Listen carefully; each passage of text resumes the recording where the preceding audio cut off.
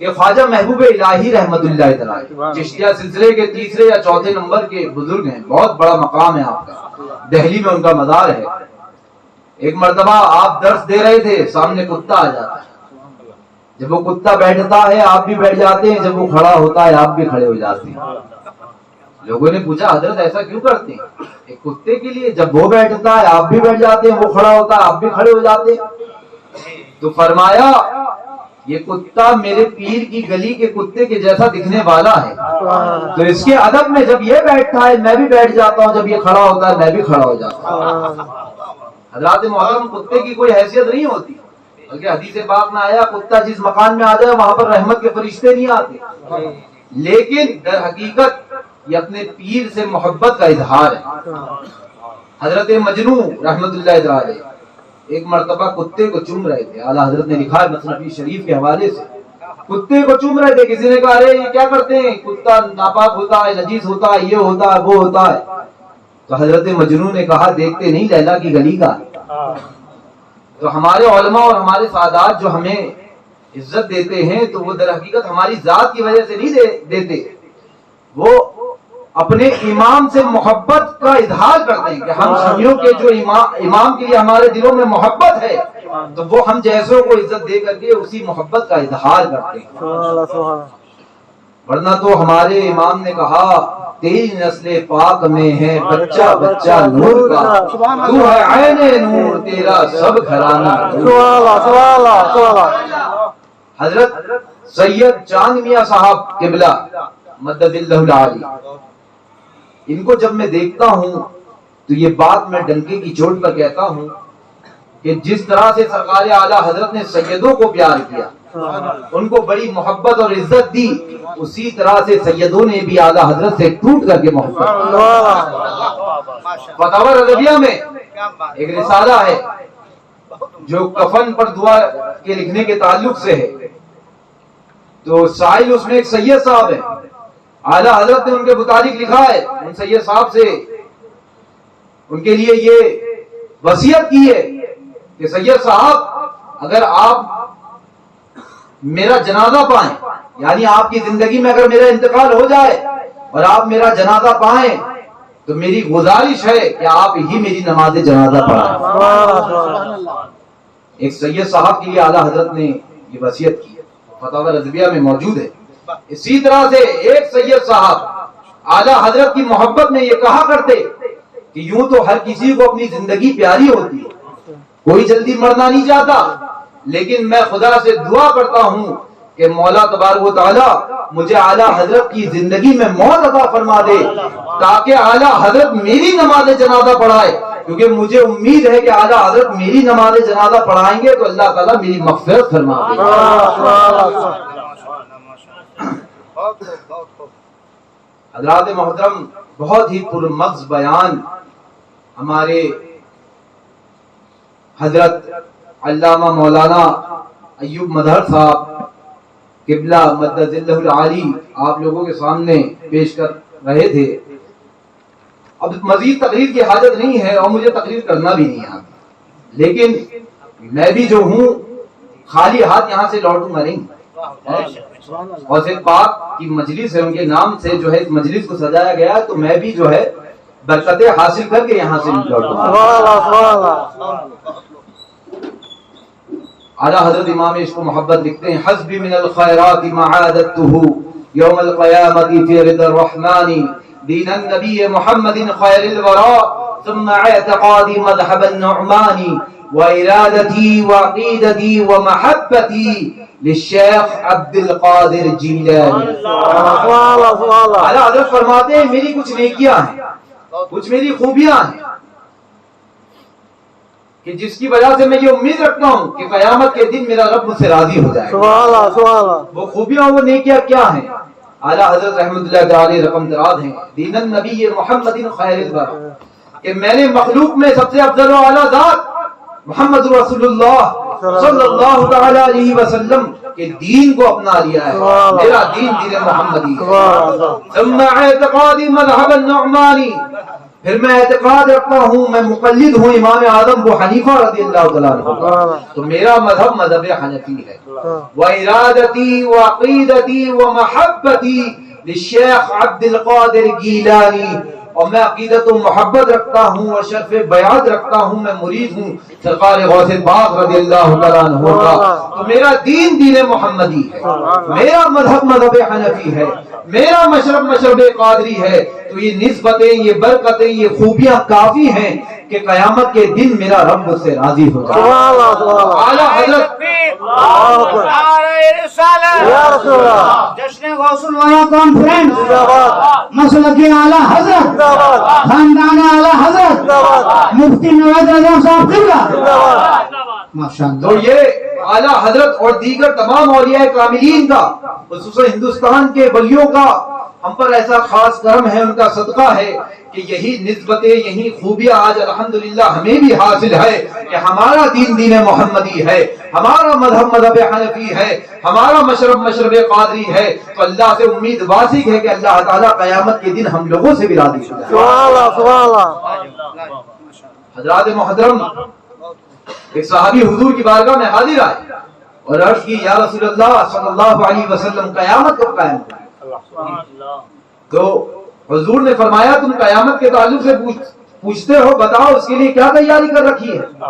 دیکھو صحابی ہیں اور نماز نہ پڑھتے ہو، ایسا ہو نہیں سکتا۔ صحابی ہیں اور روزہ نہ رکھتے ہو، ایسا ہو نہیں سکتا۔ لیکن اس کے باوجود یوں عرض کرتے ہیں کہ حضور میں نے اس کی کوئی تیاری نہیں کر رکھی سوائے اس کے کہ میں اللہ اور اس کے رسول سے محبت کرتا ہوں۔ تو اس پر ہمارے آقا حضور رحمت عالم نور مجسم صلی اللہ علیہ وسلم نے وہ جواب ارشاد فرمایا کہ جس کو سن کر کے تمام صحابہ میں خوشی کی لہر دوڑ گئی۔ سرکار نے فرمایا، المرء مع من احب، کہ جو جس سے محبت کرے گا اسی کے ساتھ۔ اب اس حدیث پاک کو اور آسان کر کے سمجھاؤں۔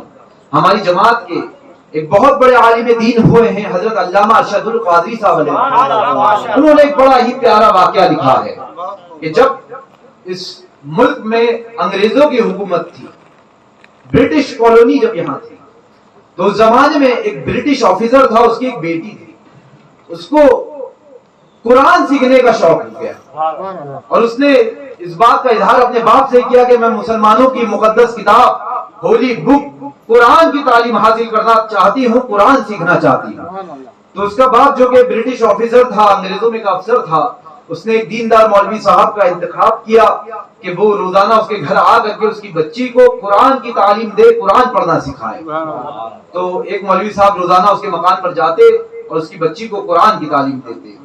قرآن کی تعلیم سے متاثر ہو کر کے اس بچی نے اسلام قبول کر لیا، مشرف اسلام ہو گئی، لیکن اس نے اپنے اسلام کے بارے میں اپنے گھر والوں کو نہیں بتایا، کیونکہ اس کو اس بات کا احساس تھا چونکہ میرا باپ انگریزوں میں کا افسر ہے، اگر اس کو معلوم پڑ گیا تو وہ مسلمانوں پر ظلم و زیادتی کرے گا، اور دین نام ہے اپنے مسلمانوں کی خیر خواہی کا، اپنے مسلمان بھائیوں کی بھلائی چاہنے کا، جو اس نے اپنے اسلام کو چھپائے رکھا۔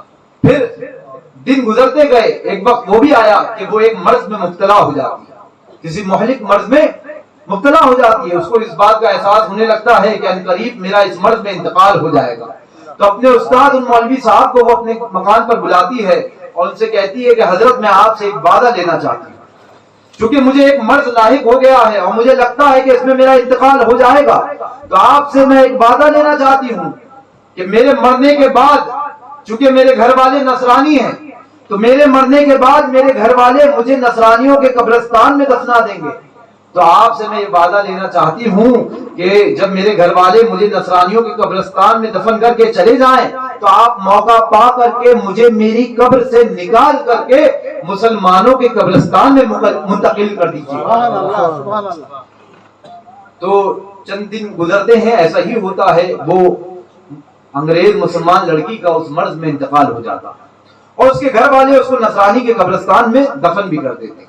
اب ان مولوی صاحب کو اس سے کیا ہوا وہ وعدہ یاد آتا ہے، وہ موقع پا کر کے اس کی قبر کے پاس پہنچتے ہیں اور اس کی قبر کو کھودتے ہیں تو ان کی حیرت کی انتہا نہیں رہتی، وہ دیکھتے ہیں کہ اس انگریز مسلمان لڑکی کی قبر میں وہ تو نہیں ہوتی ہے مگر ان کا ایک دوست ہوتا ہے۔ اب وہ हैरत में पड़ जाते हैं कि आखिर ये माजरा क्या है, मेरे दोस्त का इंतकाल कब हुआ, और फिर वो इस अंग्रेज मुसलमान लड़की की कब्र में, वो भी इस नसरानी कब्रिस्तान में किस तरह से आ गया।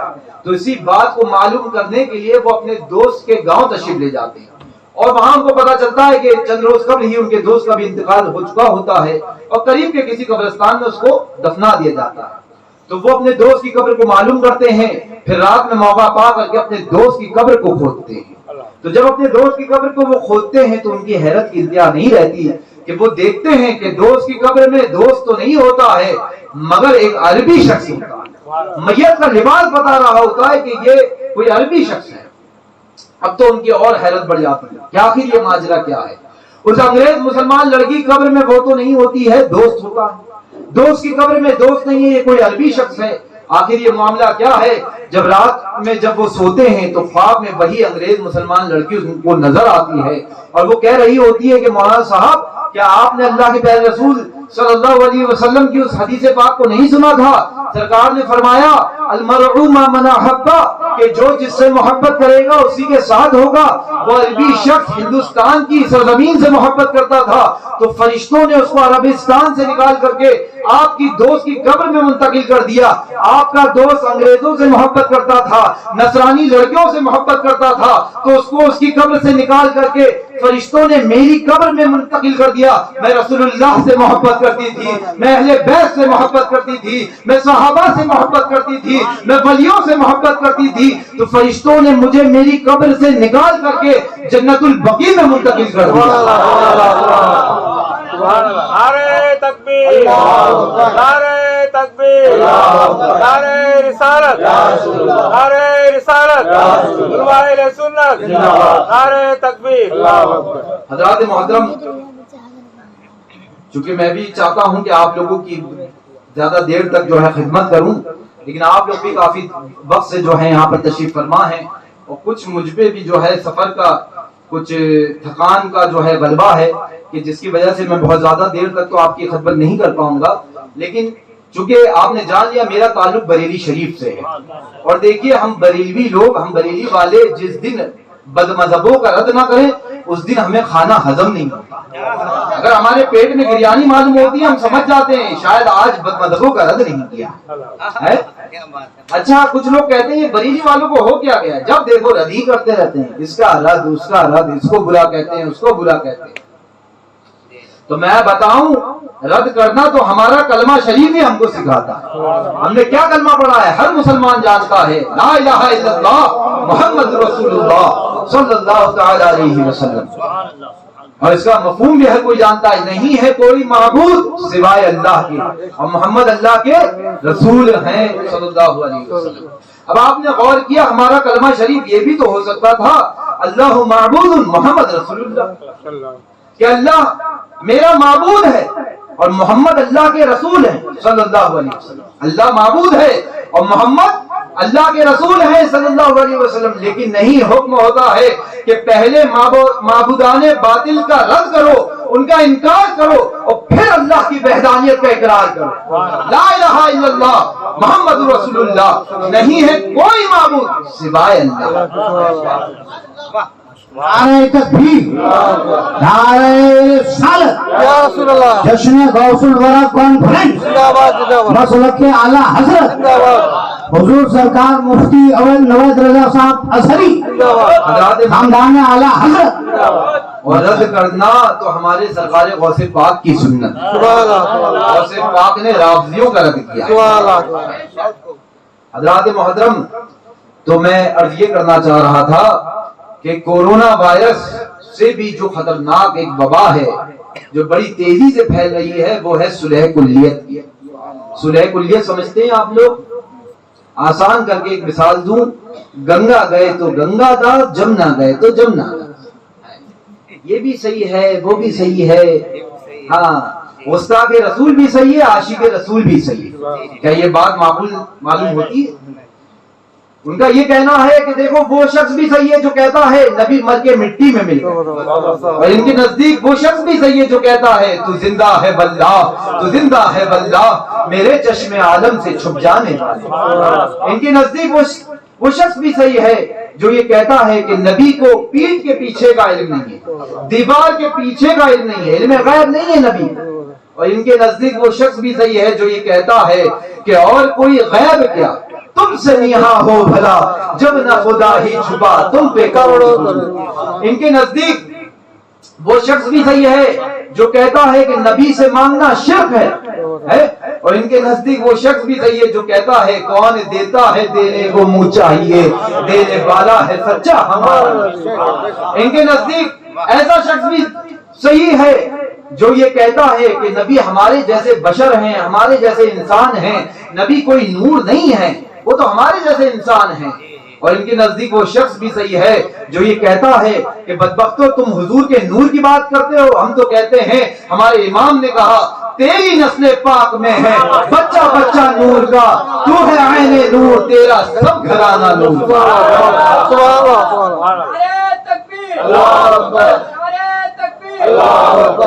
تو حضرات محترم جب آپ نے جان لیا جب یہ دو باتیں ایک نہیں ہیں تو بھلا یہ دونوں جو ہیں افراد ایک کیسے ہو سکتے؟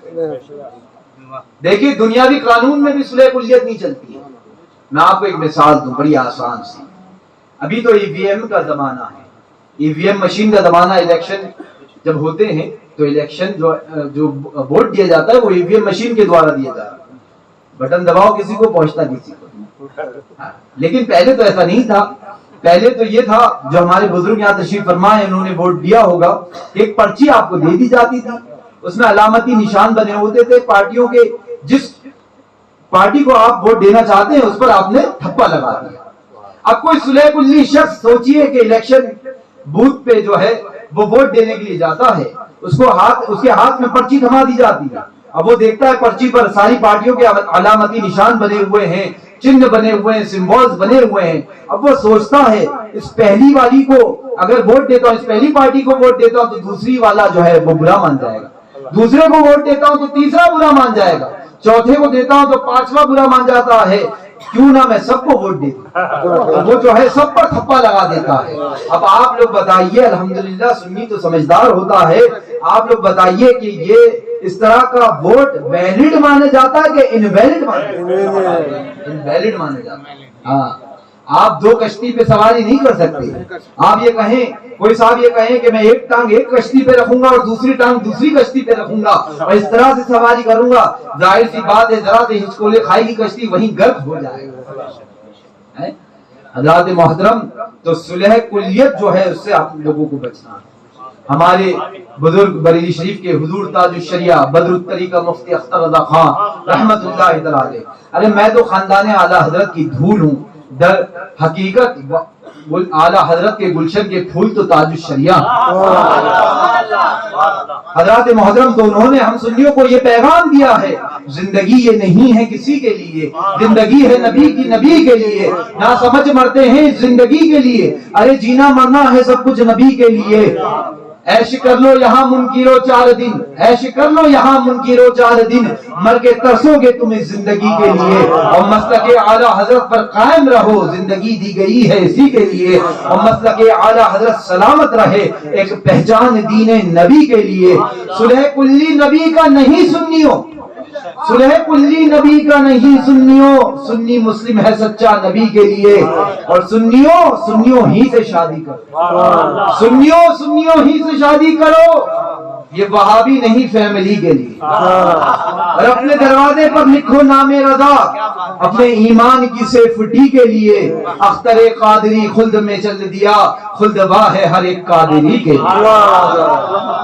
نعرہ تکبیر، نعرہ تکبیر، نعرہ رسالت، نعرہ رسالت، علماء اہل سنت، نعرہ تکبیر، نعرہ رسالت.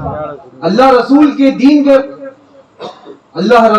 دین کی خدمت کا صلہ اعلی حضرت کو یہ ملا کہ آج اللہ رسول کا دین اعلی حضرت کے نام سے اور ان کے شہر کے نام سے جانا و پہچانا. مذہب اہل سنت و جماعت کو علماء کی اصطلاح میں مسلک اعلی حضرت کہتے ہیں اور عوام کی زبان میں بریلوی کہتے ہیں. دیکھیے ہم در حقیقت اہل سنت و جماعت ہیں. کیا ہیں؟ اہل سنت ہیں. دیکھیے پہلے مارکیٹ میں صرف گھی جو ہے گھی بول کر کے بکتا، آگے پیچھے کچھ نہیں لگتا تھا، گھی کو گھی ہی کہا جاتا تھا.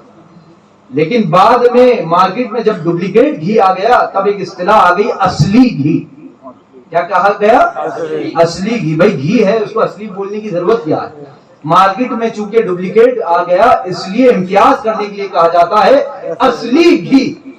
تو اسی طرح سے اہل سنت کا جو ٹائٹل ہے وہ ایسے لوگوں نے بھی لے لیا ہے جو نبی کو معاذ اللہ مردہ کہتے ہیں، جو کہتے ہیں کہ قیامت کے دن نبی اپنی بیٹی کو بھی نہیں بچا پائیں گے، نبی سے مانگنا شرک ہے. آپ لوگ سمجھ رہے ہیں نا میں کس کی بات کر رہا ہوں؟ بمبئی کے لوگ تو ان کو 24 نمبر کہتے ہیں. وہابی ہے، وہابی کو 24 نمبر کہتے ہیں. آپ لوگوں کو یہ بات معلوم ہے یہ 24 نمبر کیوں کہتے ہیں؟ اور کچھ لوگ تو 2 قدم آگے ہیں، 2 ڈزن بھی کہتے ہیں. 2 ڈزن. دیکھیے علم الاعداد کا کچھ معاملہ ہے. بسم اللہ الرحمن الرحیم کے عدد کتنے ہیں؟ 786. 786. اللہ اس میں جلالت کی عدد ہے 66. 66. اور ہمارے آقا کے نام پاک کی عدد ہے 92.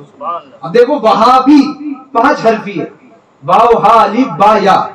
اب دیکھتا ہوں آپ لوگوں کا میتھمیٹکس کیسا ہے، آپ لوگوں نے حساب لگانا ہے. واو کے 5، ہا کے 6، 5 6 کتنا ہوا؟ 11. اور الف کا 1، 11 اور 1 کتنا ہوا؟ 12. با کے 2، 12 2 کتنا ہوا؟ 14. اور یا کے 10، 14 10 کتنا ہوا؟ 24. اس لیے ان کو 24 کہا جاتا. تو حضرات محترم تبھی اہل سنت کا جو ٹائٹل ان وہابیوں نے لے لیا، اس وجہ سے ہمارے علماء نے ایک اصطلاح دے دی مسلک اعلی حضرت، کہ جو اعلی حضرت کا ماننے والا ہے وہی در حقیقت اہل سنت و جماعت والا. ہماری جماعت وہ جماعت ہے جو یا رسول اللہ کہنے والا، ہماری جماعت وہ جماعت ہے جو نبی کا وسیلہ لینے والا، ہماری جماعت وہ جماعت ہے جو بیٹھتے اٹھتے مدد کے لیے رسول پاک کو پکارنے والا، ہماری جماعت وہ جماعت ہے جو حضور کے ذکر پر خوش ہونے والا، ہماری جماعت وہ جماعت ہے کہ نبی کا ذکر سن کر کے انگوٹھے کو چومنے والا. الحمدللہ رب العالمین. حضرات محترم میرے والد بزرگوار نواز داماد حضور مفتی اعظم حضرت سلیم ملت ایک بڑی ہی پیاری بات فرماتے ہیں کہ کوئی ہے سنیو تم سے کہے کہ آسان لفظوں میں بتاؤ مسلک اعلی حضرت کیا ہے، آسان لفظوں میں اس کی ڈیفینیشن کرو کہ مسلک اعلی حضرت ہے کیا. تو آپ سنی بھائیوں کو کہنا ہے کہ مسلک اعلی حضرت نام ہے عشق رسول کا اور خوف خدا. بس یہی مسلک اعلی. ارے خوف خدا ہوگا تو نمازوں کی پابندی کرے گا، خوف خدا ہوگا تو روزے رکھے گا، خوف خدا ہوگا تو حرام چیزوں سے بچے گا، اور سچا عشق رسول ہوگا تو نبی کے چاہنے والوں سے محبت کرے گا، سچا عشق رسول ہوگا تو نبی سے عداوت رکھنے والوں سے بغض رکھے گا. حضرات محترم تو تاج الشریعہ رحمۃ اللہ تعالی نے آپ کو یہ پیغام دیا ہے کہ مسلک اعلی حضرت پر قائم رہو، زندگی دی گئی ہے اسی کے لیے، اور مسلک اعلی حضرت سلامت رہے ایک پہچان دین نبی کے لیے. حضرات محترم بس آخری بات، چونکہ اس بزم کو سرکار غوث پاک رضی اللہ تعالیٰ عنہ کی یاد میں سجایا گیا. ارے غوث پاک سے نسبت ہو جانا تو بہت بڑی بات ہے، ان کے در کے کتے سے نسبت ہو جائے تو بیڑا پار. ہمارے امام نے کہا تجھ سے در سے سگ اور سگ سے ہے مجھ کو نسبت. سگ فارسی میں کتے کو کہتے ہیں. تجھ سے در سے سگ اور سگ سے ہے مجھ کو نسبت، میری گردن میں بھی ہے دور کا ڈورا تیرا، اس نشانی کے جو سگ ہے نہیں مارے جاتے، حشر تک میرے گلے میں رہے پٹا. حضرات محترم اعلیٰ حضرت کے مسلک کا نعرہ پوری دنیا میں لگتا ہے. اول تو یہ بھی نعرہ لگتا ہے پوری دنیا میں عشق محبت عشق محبت عشق محبت عشق محبت، اور ساتھ ہی ساتھ یہ بھی تو نعرہ لگتا ہے مسلک اعلیٰ حضرت مسلک اعلیٰ حضرت. حضرات محترم سرکار غوث پاک رضی اللہ تعالیٰ عنہ کی کیا شان ہے. میں نے جو 11ویں شریف ہے وہ اس سال سنگاپور میں کی ہے. سنگاپور ایک جزیرہ ہے ملیشیا کے پاس. وہاں پر 1938 میں اعلیٰ حضرت کے ایک خلیفہ ہوئے ہیں حضرت عبدالعلیم صدیقی میرٹھی رحمۃ اللہ، جن کو علماء نے سفیر اسلام کہا. 50,000 افراد ان کے دستے حق پرست پر ایمان لیا. تو 1938 میں اعلیٰ حضرت کے وہ شیر، وہ خلیفہ حضرت عبدالعلیم صدیقی میرٹھی رحمۃ اللہ علیہ سنگاپور کے جزیرے میں تشریف لے گئے تھے، اور وہاں پر انہوں نے تبلیغ کری، اور وہاں پر ایک ماشاءاللہ ایک مسجد بھی قائم کری جو انہی کے نام سے منسوب ہے، آج بھی وہ مسجد وہاں موجود ہے۔ تو میں نے وہاں پر جب 11ویں شریف کو میں وہاں پہنچا ہوں تو وہاں کی محفل میں 11ویں شریف کی محفل ہو رہی ہے، لیکن آپ کو حیرت ہوگی کہ وہاں پر جو عوام ہیں وہ سب کے سب جو ہے زیادہ تر میجورٹی میں یا تو سنگاپورین ہیں یا ملیشین ہیں یا یمنی لوگ ہیں۔ ہمارے انڈیا کے لوگ وہاں پر بہت نہ کے برابر ہیں، بہت گنتی کے لوگ وہاں موجود ہیں، سنگاپور کے ہیں، ملیشیا کے ہیں، انڈونیشیا کے ہیں، یمنی وغیرہ لوگ ہیں، اور سب غوث پاک کے چاہنے والے ہیں، سب غوث پاک کی یاد منا رہے ہیں، بڑے دھوم دھام سے وہاں پر 11ویں شریف منائی جاتی ہے۔ تو جب میں وہاں پر پہنچا، میں نے سنی بھائیوں کے ساتھ 11ویں شریف منائی، تو میں جب دیکھ رہا تھا کہ سنگاپور کے لوگ ہیں، یہاں پر ملیشیا کے لوگ ہیں، انڈونیشیا کے لوگ ہیں، یمنی لوگ ہیں، دیگر بلاد کے لوگ ہیں، یورپ کے لوگ ہیں، اور یہ سب سرکار غوث پاک کی یاد میں جھوم رہے ہیں، تو اسی وقت میرے ذہن میں میرے جد مادری امام اہل سنت امام احمد رضا خان فاضل بریلوی رضی اللہ تعالیٰ عنہ کا یہ شعر جو ہے سامنے آ گیا کہ مزرائے چشت و بخارا و عراق و اجمیر، مزرائے چشت و بخارا و عراق و اجمیر، کس کشت پہ برسا نہیں جھالا تیرا، غوث پاک کا فیضان کہاں نہیں برسا، پوری دنیا میں جو ہے ان کے نام لیوا ہے۔ ارے ہمارے امام تو اعلیٰ حضرت جو ہیں وہ قادری سلسلے پر فخر کیا کرتے تھے۔ اعلیٰ حضرت لکھتے ہیں قادری بودن رضارا مفت باغ خلد داد، من نمی گفتم کے آقا مایہ غفران توئی۔ اعلیٰ حضرت لکھتے ہیں کہ قادری ہونے کی وجہ سے رضا کو جنت کا باغ مفت میں ملا۔ میں نہیں نعرہ تکبیر، نعرہ رسالت، مسلک اعلیٰ حضرت، فیضان اعلیٰ حضرت، عشق محبت عشق محبت عشق محبت عشق محبت، بستی بستی قریہ قریہ، کون بنا مہمان کعبہ۔ قادری ہونے کی وجہ سے رضا کو جنت کا باغ مفت میں مل گیا۔ میں نہیں کہتا تھا کہ آقا آپ میری بخشش کا ذریعہ۔ تب آخری بات جو میں بتانا چاہ رہا تھا، اعلیٰ حضرت کا ایک کلام ہے، ایک قصیدہ ہے جس کا نام ہے اکسیر اعظم، 111 اشعار پر مشتمل وہ قصیدہ، 111 اشعار پورا فارسی میں وہ قصیدہ ہے۔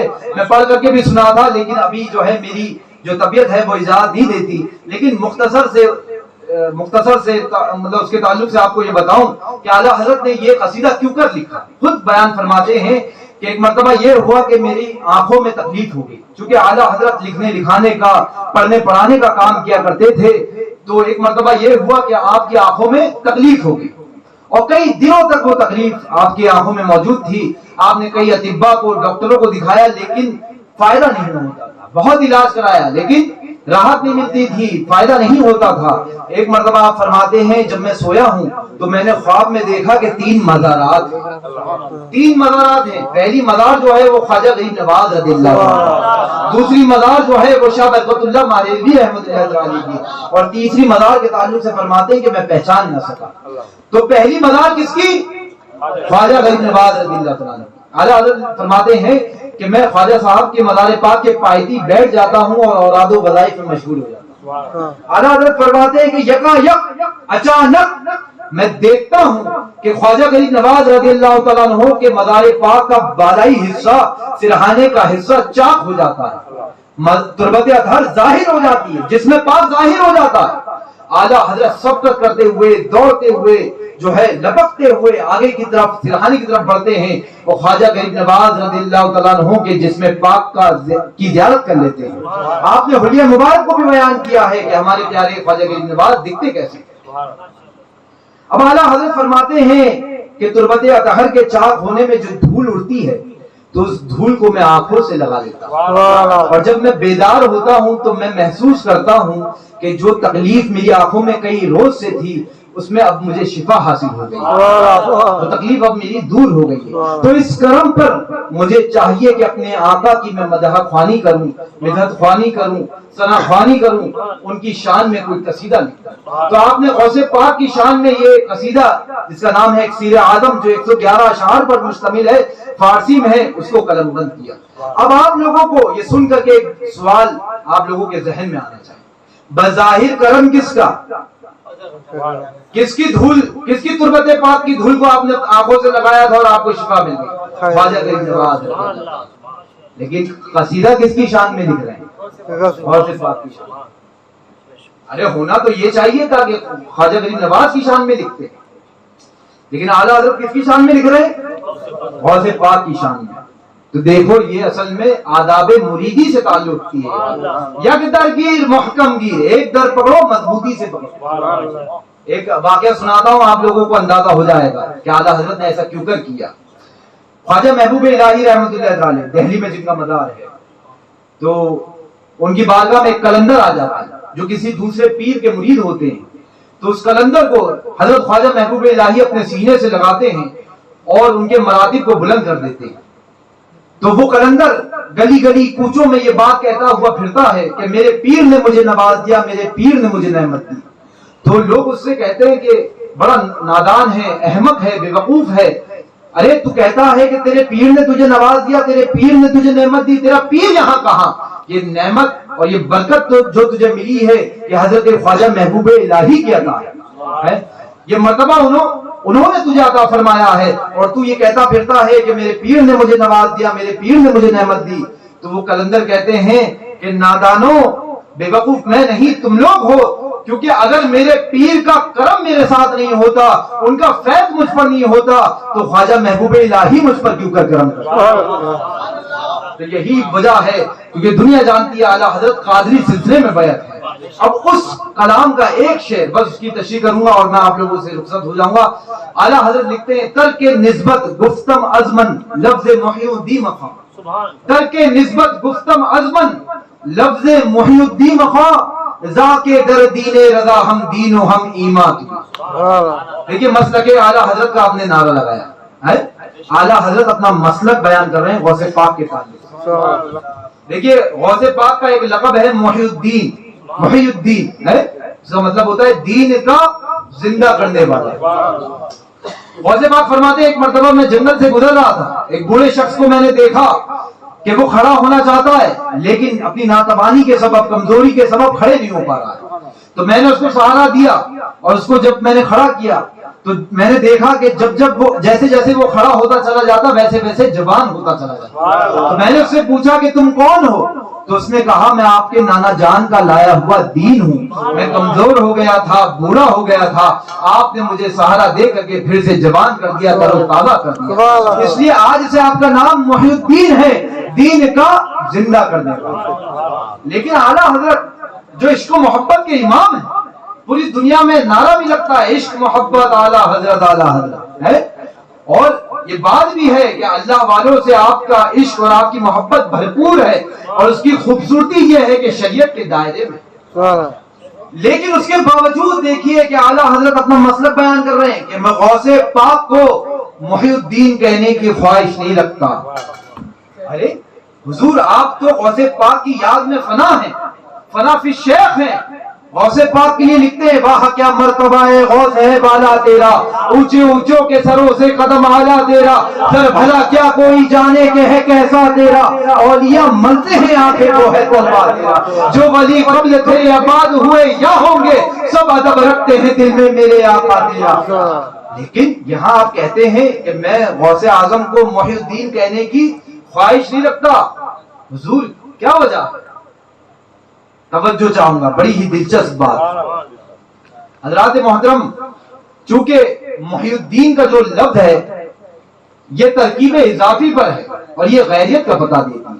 میں سمجھ رہا ہوں یہ بات آپ کے باؤنسر جا رہی ہے، لیکن میں پورے ذمہ داری کے ساتھ سمجھانے کی کوشش کروں گا، لیکن بس توجہ چاہوں گا۔ دیکھیے کچھ اس میں عربک گرامر کا معاملہ ہے، مثال سے آپ کو سمجھاتا ہوں۔ میں کہوں مدھر بھائی کا گھر اس جملے کو سن کر کے آپ نے سمجھ لیا، اگر میں کہوں مظہر بھائی کا گھر، تو آپ نے یہ جملہ سن کر کے سمجھ لیا کہ مظہر بھائی ایک الگ ذات ہے، ایک الگ شخصیت ہے، ایک الگ پرسنالٹی ہے، اور ان کا جو گھر ہے وہ ایک الگ شے ہے، ایک الگ چیز ہے، یہ دونوں ایک نہیں ہے۔ میں کہوں مظہر بھائی کی دکان، تو آپ نے یہ سن کر کے سمجھ لیا کہ مظہر بھائی الگ ذات ہے، الگ شخصیت ہے، الگ پرسنالٹی ہے، اور ان کی جو دکان ہے وہ ایک الگ شے ہے، ایک الگ چیز ہے، یہ دونوں ایک نہیں ہے۔ اسی طرح سے کہا جائے اگر مظہر بھائی کے کپڑے جس میں کا کے کی آتا ہے اس کو سمجھ لو ترکیب اضافی پر ہے۔ اگر میں کہوں کہ مظہر بھائی کے کپڑے، تو آپ نے سن کر کے سمجھ لیا کہ مظہر بھائی ایک الگ ذات ہے، ایک الگ شے ہے، ایک الگ شخصیت ہے، ایک الگ پرسنالٹی ہے، اور ان کے جو کپڑے ہیں یہ الگ چیز ہے، ایک الگ شے ہے، یہ دونوں ایک نہیں ہے۔ اب آئیے محی الدین پر، دین کا زندہ کرنے والا، یہ ترکیب اضافی پر ہے، یہ غیریت کا پتہ دیتی ہے۔ کیسے، کیا پتہ چلا یہ سن کر کے کہ دین کا زندہ کرنے والا، اس سے پتہ یہ چلا کہ دین الگ شے ہے اور دین کا زندہ کرنے والا الگ ذات ہے۔ اعلیٰ حضرت رحمت اللہ تعالی علیہ لکھتے ہیں کہ میں غوث پاک کو محی الدین کہنے کی خواہش نہیں رکھتا، کیونکہ یہ ترکیب اضافی پر ہے اور یہ غیریت کا پتہ دیتی ہے۔ اس سے پتہ یہ چلتا ہے کہ دین الگ شے ہے اور دین کا زندہ کرنے والا الگ ذات ہے، کیونکہ رضا کے مسلک میں، رضا کے مذہب میں غوث اعظم دین سے الگ نہیں ہے، بلکہ رضا کے مسلک میں، رضا کے مذہب میں غوث اعظم ہی دین ہے، غوث اعظم ہی ایمان ہے۔ یا رسول اللہ، ترک نسبت گفت مضمن لفظ محی الدین خان ذاکے در دین رضا ہم دین و ہم ایمان۔ اور یہ بھی بتاتا چلوں یہ صرف اعلیٰ حضرت کا مسلک نہیں ہے، اعلیٰ حضرت سے بہت پہلے کے ایک بزرگ ہے ماہرہ شریف کے، ہمارا پیر خانہ ہے ماہرہ شریف، تو وہاں کے ایک بزرگ ہیں حضرت حمزہ عینی رحمت اللہ تعالی، ان کا مشہور زمانہ کلام ہے، اس کا شعر پوری دنیا میں پڑھا جاتا ہے، آپ لوگوں نے بھی بارہا پڑھا ہوگا، سنا ہوگا، اب اس کے مفہوم پر بھی غور کر لیں۔ غوث اعظم بمنے بے سر و ساما مدد، غوث اعظم بمنے بے سر و ساما مدد، قبلائے دی مدد کعبہ ایمان مدد۔ غوث پاک مجھ بے سر و ساما کی مدد فرمائیے، آپ دین کا قبلہ اور ایمان کا کعبہ ہیں۔